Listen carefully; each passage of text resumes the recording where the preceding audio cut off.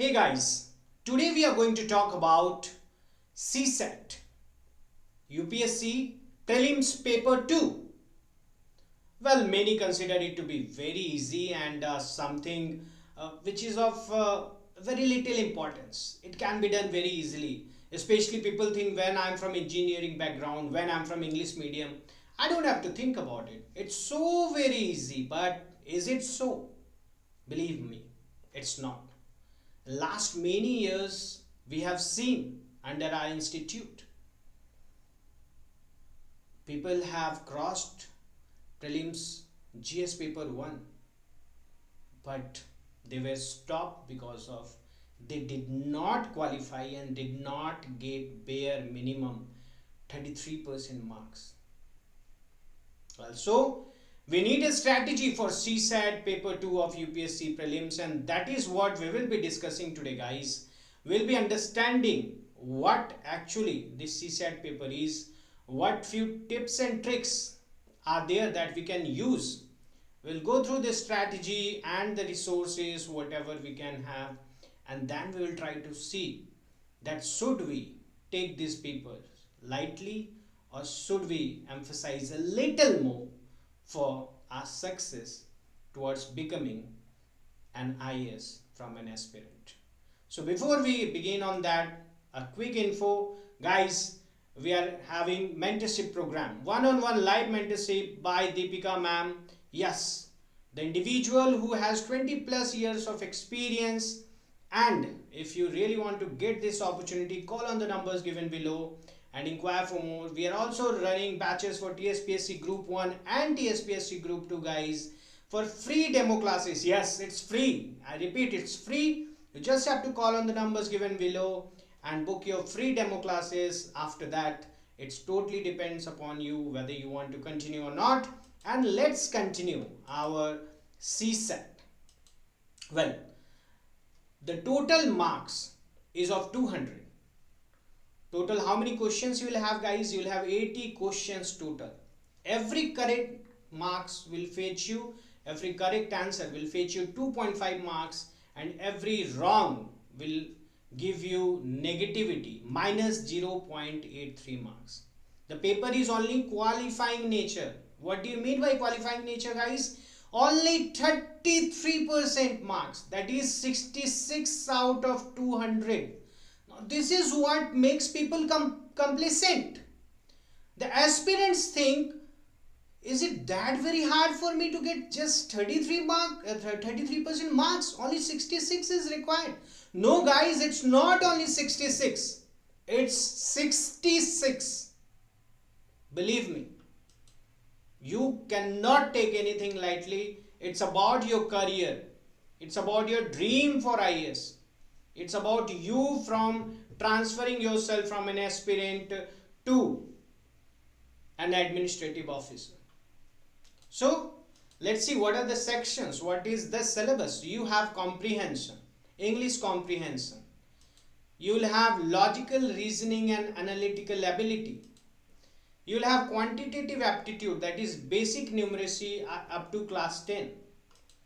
And you also have the decision making and interpersonal skills. Well, guys, these questions of this came from 2011 to 2014, and after 14 we have not seen, but I'll remind once again, UPSC tends to surprise aspirants. It really takes aspirant with surprise, and believe me, it can happen any year. It can happen in 2025. You might come and see that there were questions related to decision making. There were incidents which were asked related to any sort of situation where the decision making was required. So whatever questions have come, at least if you cannot practice any new question, go back to this previous year questions. It will not take a lot of time. Just take 1 or 2 hours, even less than that. So please don't ignore any part of the syllabus what UPSC prescribes. Next, let's talk about the strategy. What can be the strategy? Well, start always with the previous year papers. Okay, 2024 paper, C23 paper, 22, 21, 20, 19, 18, 17, 16, 15, 14, 13. Well, you should start from 24. So you should start from the last year. Why? Because that sort of gives you a pattern. Maybe they have brought some changes in the pattern. So you can always go through that. One more thing.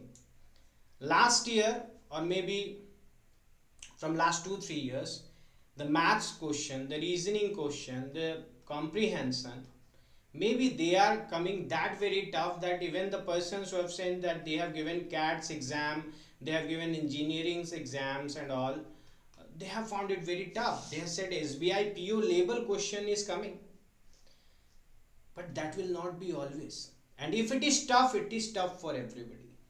That is always the rule of the game. But if you have prepared better than others, you will find an edge even in that toughness. So it's all about your preparation. It's all about your preparation for success, and we at Shikara want you to prepare for success. So you should always go through the previous year questions, at least for CSAT, because you will definitely know the patterns. You will definitely see the questions coming from time and distance. You will see the question from percentages. You might see the question for permutation and combination. You will see comprehensions coming up. You will see blood relation questions. So these are some things which will be there, and it's not very hard. But have you practiced? Have you practiced? Only that is the question. Assess your strengths and weaknesses when you give this previous year question. Give a full previous year question, and then just see if you are getting less than 40. Boss, this is the time. Just go back. Go back. Cut some time off CSAT paper 1. Give some less time to general studies, but start giving more time to CSAT. If the question, if marks is in between somewhere the 40 to 60, then guys, you need focused revision and practice. Okay, so just keep on concentrating on that. And if you are getting more than 70, then you don't have to think that much. Only revision and regular test and all these things are required. Okay, but this is not for the model question. This was for the paper of 2024 we are talking. Okay, so if the paper is of 200 marks and you will think that, oh, I am getting more than 70, I should be satisfied because 66 is the cutoff marks. No, it is just said to you that when you are giving the previous year question, at that time if you are getting this much, it means you were able to cross the qualifying marks. But 70 or 80 should not be your attempt. It should always be 100 and 100 plus. It should always be. Until and unless you are very sure that yes, I have done of 80 marks and I will get 80 at least. If you are that very sure that yes, I will get 80 at least, then forget it. You need not to do more, but at least you should be doing somewhere around 100. Maybe there will be few questions which will be wrong. Maybe you are understanding something else. Maybe it's maths, maybe it's reasoning. There is some misunderstanding. So please think for that. That's number one strategy part. Second, prioritize based on strengths. What are your strengths? If you like to read novels, if you have come from a good English medium school, if your background is very good, focus on comprehensions. If your English is very good, focus on comprehensions. You'll get around 30-35 questions from comprehensions. Along that will give you a lot of edge. If your strength is maths, if your strength is reasoning, then you should know the math shortcuts. You should know the reasoning shortcuts. You should make those your scoring areas. You should have command over this directions question, coding, decoding, blood relation, Venn diagram, arithmetic, time, speed, ratio, averages, percentages. Believe me, you will have questions from this. You will by default have questions from this. But are you prepared for them? Are you prepared for them in a twisted way? Are you prepared for them in very straightforward way? You need to see that. Then the third, practice core topics regularly. See, you need to practice numeracy along with logical reasoning. Okay, if you are having a good amount of time, supposingly you have somewhere there around 6 weeks, 8 weeks. So for first 1 to 2 weeks, you should go for basic numeracy and logical reasoning to begin with. Then third, fourth week, you should go for comprehension plus time bound practice. For the 5th, 6th week, you should go for mixed mock test and speed improvement. Now, if somebody asks me that only 10 days are left for prelims, what then? Then also it should be the same. First and second days go for basic numeracy and logical reasoning. Third and fourth day go for comprehension and time bound practice. Fifth and sixth day go for mixed mock test and speed improvement. And rest, whatever 2-3 days will be left, don't let that go away. Try solving more and more questions. Try solving the mock test paper. Try solving the previous year questions. It will really help you. The fourth strategy is daily practice routine in any exam. For anything in life, you need to have consistency, guys. This consistency is required. And there is one more saying, you should always respect your obstacles. You should always respect your problems. You should always respect whatever you have. You should never ignore CSAT saying, oh, I just have to get 33% marks. Oh, I just have to get 66 marks. So it will be very easily done. Please don't do that. Please. Never be complacent in your journey. You should not never. So the comprehension passage should be practiced daily. You just practice one, but practice daily. 5 to 10 quantitative aptitude questions, 5 reasoning questions, and weekly full length CSAT mock.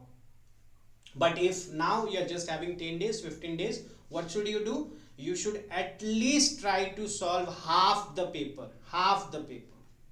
Okay, divide it into this basic numeracy and logical reasoning. Try to solve basic numeracy and logical reasoning, solve the question in one go, in one sitting. Try solving the comprehension, all the comprehension in one go, in one sitting. That is how you are going to CSAT papers. Obviously, the shortcuts. Shortcuts matter when you want to have more time. What happens? I'll tell you very practically. 2 years back, a student came up to me and he said, sir, I could not finish the comprehensions. I was like, why you could not finish the comprehensions?